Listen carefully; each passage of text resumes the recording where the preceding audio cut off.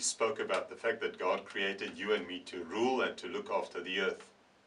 Now we're going to talk about when He made man, He gave them the following commands. So He said, this is what I want you to do. Now whenever we buy something, we buy it for an intended purpose. Like when I bought the camera with the intended purpose of taking pictures.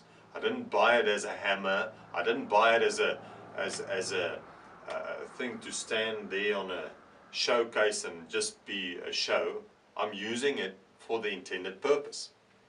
Now God intended a purpose for you and me. And then He went and He took us and He said, I want you to do the following. Now let's look at verse 28 of Genesis 1. It says, God blessed them.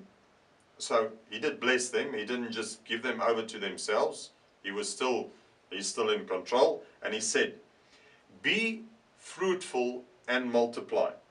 Fill the earth and govern it. So He's just confirming to them what He already decided for man to do, that they must govern the earth. But now I need you to see something. When He says govern the earth, now He gives the guidelines of governing the earth. And the first one is fruitful. Now when you are fruitful, that means that you multiply. And that's what I want to talk about now. God wants me and you to multiply. He didn't intend for me just to be a showpiece, to stand on the side and just go through the motions, just be created and then you die and then everything is over. In this time that you are created, God wants you to do something. He wants you to multiply. He wants you to be fruitful.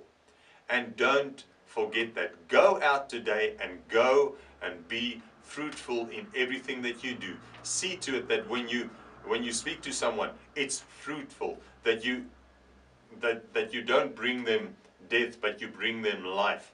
Do that with your kids, do that with your husband, with your wife, with the people you work with, if you are at school. But be fruitful, create like God intended us to.